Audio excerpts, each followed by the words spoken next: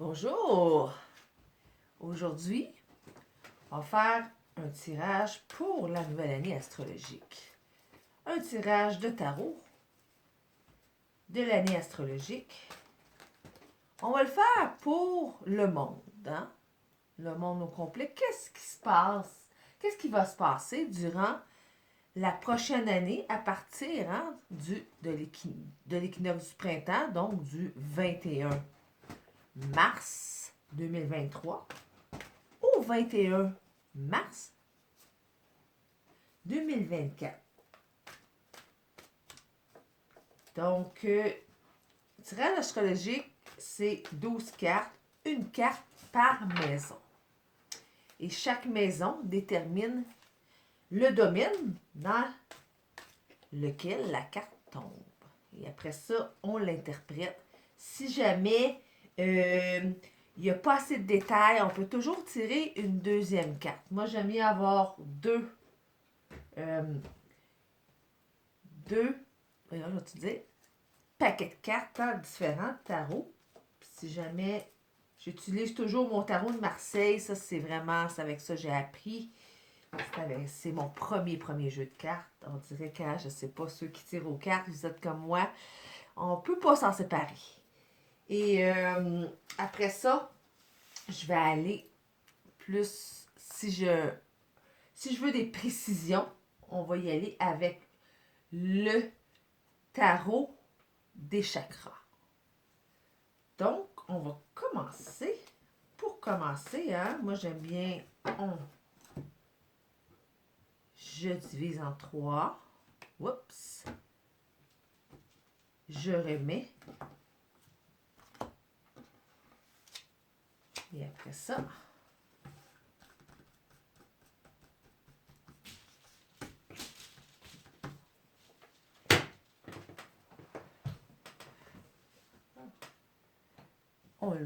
puis,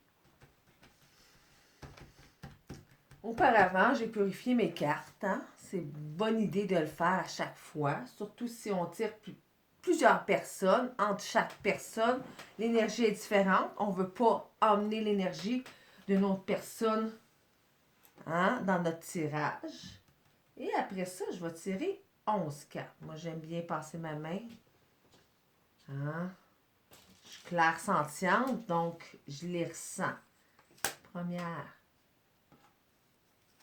deuxième, troisième, quatrième.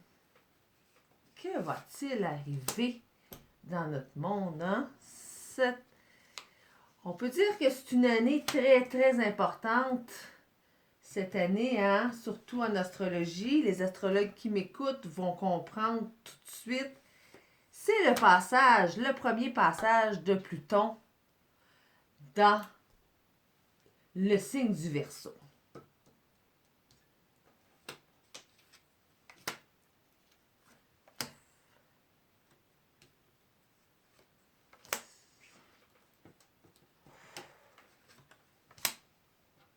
Je vais finir mes cartes parce que sinon je vous parle, puis là je compte, puis je suis un peu mélangée. Donc, je disais, c'est le premier passage. Je dis premier passage parce qu'il va y avoir une rétrograde, donc Pluton va retourner un bout de temps dans le Capricorne pour revenir définitivement en 2024 dans le signe du Verseau. Ce qui se passe dans ce temps-là, Pluton, si je ne me trompe pas, ça fait 225 ans qu'il n'a pas été dans l'air, dans le signe du Verseau. Et la dernière fois qu'il a été, il y a eu vraiment beaucoup de changements au niveau de la communauté, parce que le Verseau, c'est la communauté. Et c'est ça. C'est le mouvement planétaire, astrologique de la décennie. On l'attend tous parce que il annonce des changements. Il annonce le changement de la hiérarchie du Capricorne. On sait la hiérarchie, le monde en bas, une personne en haut, en quelque chose de plus communautaire, de plus... le monde va s'entraider, plus écosystème, on va y aller plus dans dans les technologies avancées.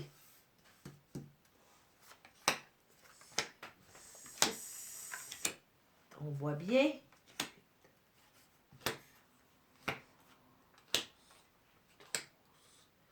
Donc, on va changer vraiment. C'est sûr que ça y va tranquillement. Pluton étant la planète la plus loin, elle voyage tranquillement. Hein.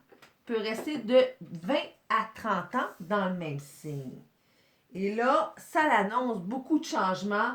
Je crois que déjà, on les voit, ces changements-là. Hein? On est beaucoup plus ouvert côté tous les changements, hein? Côté, on parle de MeToo, on parle de LGBTQ, on en parle de plus en plus. Tous les écosystèmes, les éco-villages, tout ce qui est écologique va prendre vraiment. Et l'entraide entre les personnes va être encore plus grande. La seule chose, hein, il y a toujours deux côtés. Vous savez, l'être humain a le libre arbitre. Si on pourrait y aller, par exemple, dans l'extrême droite, dans le communisme, il pourrait y avoir des guerres civiles. Donc, mais Pluton habituellement annonce toujours une transformation. Et ça peut être assez drastique. Donc, on s'attend à des mouvements côté planétaire, mais côté aussi sur la Terre, côté humain, assez fort dans les prochaines années. Donc, allons-y avec la première carte. Première carte, première maison, le corps. Hein? On va parler de la physicalité de la personne. On va parler de tout ce qui est force. Donc, OK. Bon, ben, la première carte, c'est le jugement à l'envers. Le jugement à l'envers, hein, c'est comme si on nous disait que la trompette avait sonné pour nous, mais on ne l'entend pas encore tout à fait. Que ça fait du sens avec la première année du mouvement de Pluton en Verseau, parce qu'on sait que ça peut se faire tranquillement, hein, ce changement-là. On dit qu'on est dans l'ère du Verseau depuis 2012. Donc, hein, c'est pas drastique comme ça. Demain, on change, puis là, tout se passe là. Donc, mais on nous avertit quand même que l'appel a été lancé. C'est à nous, à cette heure, de décider si on va vers hein, l'appel ou non. Là, ça nous dit que ça va nous prendre un temps un peu plus grand pour bien comprendre cette transition-là de Pluton. Deuxième maison, notre argent, hein, l'état financier du pays. Ça, je pense que dans ce temps-ci, il y a beaucoup de personnes qui vont attendre cette carte. 7 d'épée à l'endroit. Bon, on parle de quelque chose. Pour moi, le 7 est un signe de stabilité, est un signe de. Ou peut-être un signe d'inertie.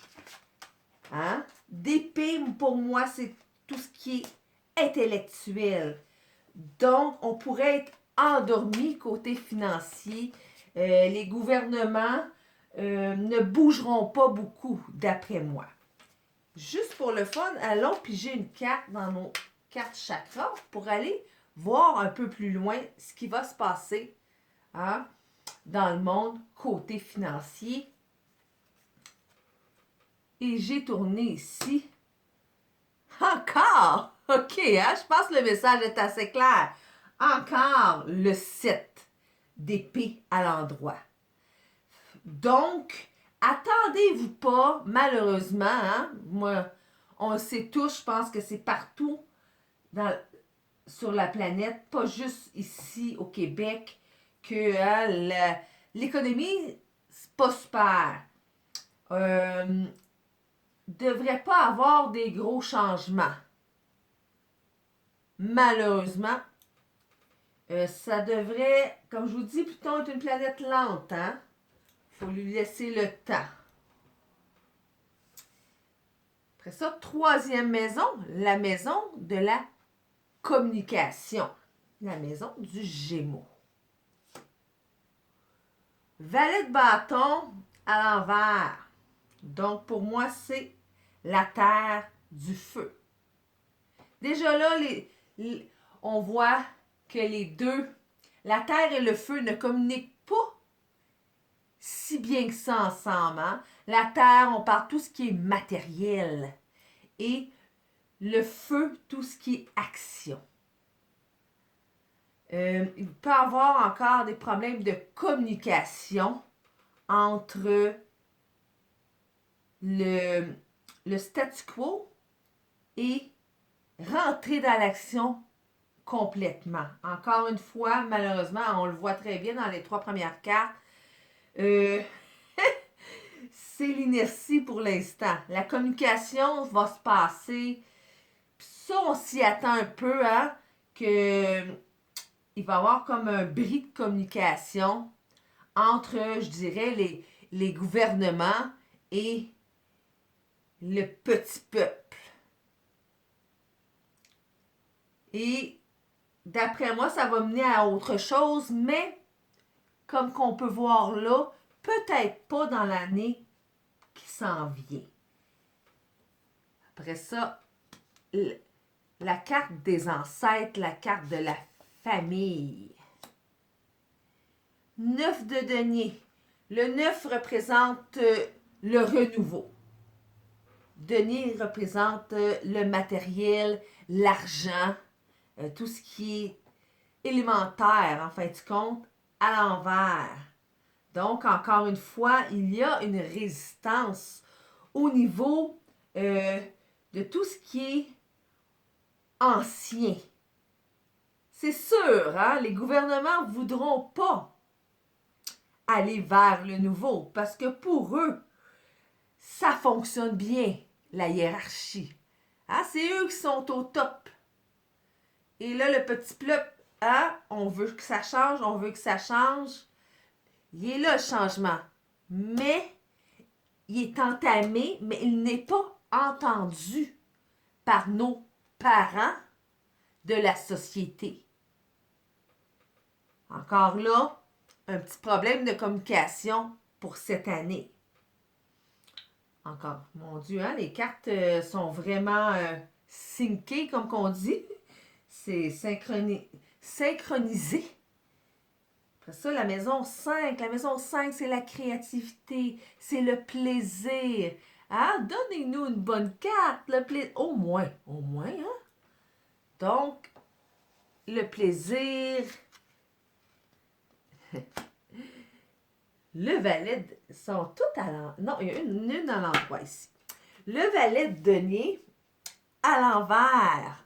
Donc, la terre de la terre. Hein? Vraiment, la matérialisation de la créativité est un peu à l'envers. Et parce que là, on parle beaucoup, quand on parle de la terre, on parle surtout hein, de matériel, mais on parle de la matérialisation de quelque chose d'inconscient, hein, de quelque chose qui vient. C'est comme quand on a un projet, on a une idée, elle n'est pas matérialisée. Il faut qu'elle passe dans chacun de nos chakras pour enfin aller dans la terre et après semer sa graine pour ensuite grandir vers le ciel. Ici, on voit qu'elle veut rester dans la terre. Elle est en matérialisation. À l'envers, encore là, la matérialisation ne se fait pas naturellement. On va aller piger une deuxième carte, juste pour aller voir. Le 10 de bâton à l'envers. Le 10 veut dire la réalisation, justement, de nos choses. Le bâton, c'est l'action. Mais à l'envers, encore là, on a un arrêt de cette belle créativité-là que la société va avoir avec le Verseau, avec Pluton en Verseau. Mais naturellement, ça fait longtemps hein, qu'on est dans la hiérarchie. Donc, là, on est dans un statu quo, si on veut. Après ça, 6e maison, la maison du quotidien, de tous les jours et de la santé. 3 deniers. Ah, regardons. Dans notre quotidien, il va y avoir la matérialisation de petits groupes. Hein? Au niveau, moi je dirais plutôt encore là, du petit peuple, de la société. Tranquillement, ça se forme dans notre quotidien qui va aider la santé hein, de notre planète. On pourrait penser beaucoup à tout ce qui est écosystème, écologie. Après ça, la 7e carte, les relations, les partenariats. Et c'est une bonne carte parce que c'est le 2. Hein? Le 2, c'est le chiffre par excellence des relations à deux. De denier, encore là, argent. Et elle est inversée. Donc, moi je dis tout de suite, les relations entre les gouvernements et le petit peuple ne sera pas, je ne veux pas dire pas bonne, mais ça va être encore là difficile. Ensuite, la 8e maison. 8e maison, pour moi, c'est une maison importante. C'est la maison du Scorpion. C'est la maison de la c'est la maison de Pluton. La maison de la transformation profonde. Vraiment, on est prêt à se transformer et à renaître. 9 d'épée. À l'envers encore. My God, hein? J'étais en train de me dire pourquoi j'ai fait ce tirage-là. 9 d'épée à l'envers. Donc, les épées, pour moi, on parle de l'intellect. Et le 8, l'infini, hein? Ça bouge, ça bouge, ça bouge. Mais là, oups, à l'envers, on arrête toutes les idées. C'est comme si on voulait stopper justement ce que, hein? On veut partir ici, hein? Il y a comme il y a une partie qui veut renaître, mais il y a une partie de la planète qui fait wow, wow, wow, vous allez trop vite. Encore là, une confrontation entre les deux. Mais le 9 aussi, il ne faut pas oublier que c'est la fin de quelque chose. Donc, on va encore résister à la fin de la société, la société de la façon qu'on la connaît. Ici, on a la 9e maison. La maison du Sagittaire. La maison de nos grands espoirs. De notre mission de vie, si on veut. Hein? C'est le Sagittaire, c'est un aventurier. Il veut toujours la vérité, la grande vérité. Donc, le 4 de denier, ça, c'est un bon signe. Le 4 de denier, ça matérialise notre fondation. Donc, la fondation de notre visualisation de notre prochain, de la nouvelle Terre, va se solidifier dans l'année qui suit. Vraiment, ça fait du bien. Hein? Après ça, on a la 10e maison. La maison de la carrière. Mais pas juste ça, hein? La maison des buts ultimes. Ce qu'on recherche à devenir. Donc, le 2 de coupe. Encore là, on s'en va vraiment dans des belles cartes. Voyez, hein? Le 2 de coupe. Les coupes étant le cœur, le 2 étant, je l'ai dit tantôt, les associations, les partenariats. Donc, tranquillement, on va aller vers un partenariat